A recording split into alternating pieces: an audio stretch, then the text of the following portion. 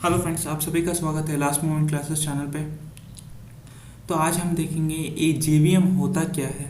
Exam में बहुत पूछा जाता है कि जेवीएम, जेआरई और जेडी के बीच में डिफरेंस क्या है या फिर जेवीएम क्या है। तो आपको ये जानना बहुत ज़रूरी है क्योंकि ये बहुत ही इम्पोर्टेंट कॉन्सेप्ट है। तो जान लेते हैं कि जेवीएम क्या है बिना टाइम गवाए। जेवीएम का फुल फॉर्म होता है Java virtual machine. JVM stands for Java virtual machine. Okay, ये जेवीएम क्या है? ये एक वर्चुअल मशीन है that Java is a virtual machine that provides run time environment. यानी कि ये क्या प्रोवाइड करता है? रन टाइम एनवायरनमेंट प्रोवाइड करता है to execute Java byte code. क्योंकि हम एग्जीक्यूट कर पाते हैं जावा बाइट कोड को। ठीक है, अब ये जावा बाइट कोड होता क्या है? देखिए फ्रेंड्स, जब भी आप कोई प्रोग्राम लिखते हैं, कोई भी जावा प्रोग्राम लिखते हैं, समझ लीजिए किसी भी प्रोग्राम को आपने नाम दिया।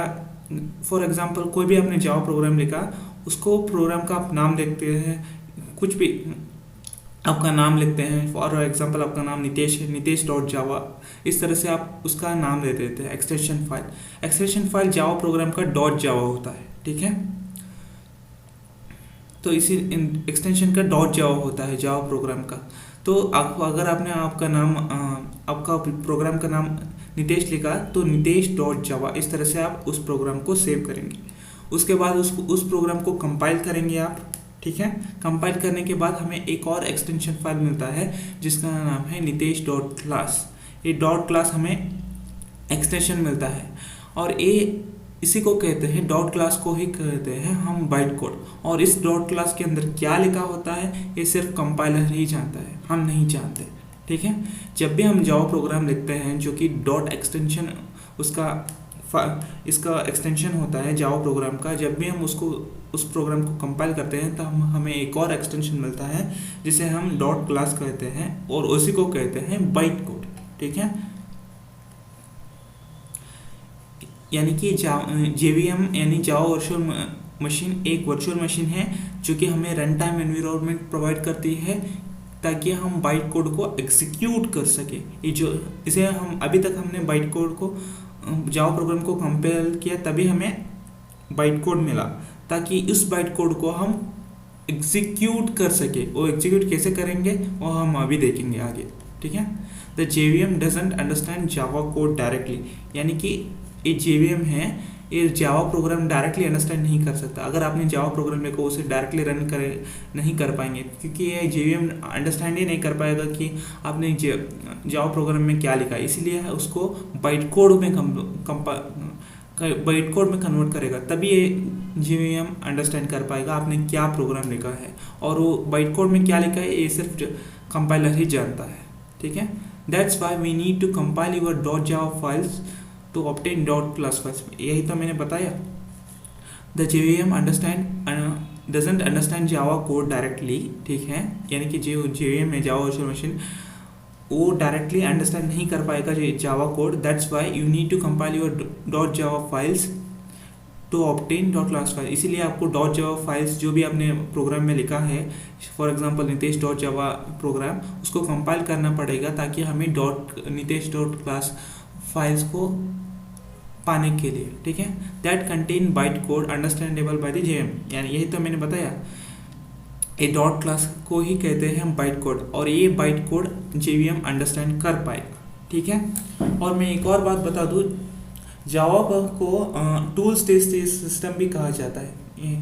इसे ये डायग्राम मैंने सिर्फ रफली के लिए बनाया ताकि आपको अंडरस्टैंड आ सके।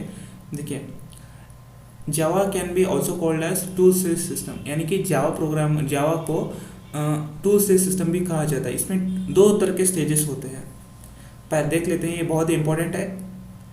पहला स्टेज क्या कहता है? जब भी आप प्रोग्राम कंपाइल बाइट कोड, यानी कि जब भी आप जावा प्रोग्राम लिखते हैं तब आप उसे कंपाइल करते हैं, तब हमें मिल जाता है बाइट कोड। यही तो मैंने बताया है अभी। जब भी आप जावा प्रोग्राम लिखते हैं उसका एक्सटेंशन होता है डॉट जावा, यानी कि आप कोई भी प्रोग्राम का नाम ले लो, एग्जाम्पल के लिए आप नितेश ले लेते हैं, आप कुछ भी लिख सकते हो, नितेश डॉट जावा, इस तरह से अपने प्रोग्राम का नाम को सेव किया, उसके बाद आपने कंपाइल किया, तब हमें मिल जाता है बाइट कोड, और इसी को कहते हैं dot class. Nitesh dot class हमें मिल जाता है। ये हो गया पहला स्टेज। और दूसरा स्टेज क्या है, ये बाइट कोड जो है वो बाइट कोड इंटरप्रेटर को और ये बाइट कोड इंटरप्रेटर के पास चला जाता है, और इंटरप्रेटर हमारे बाइट कोड को एग्जीक्यूट कर देता है।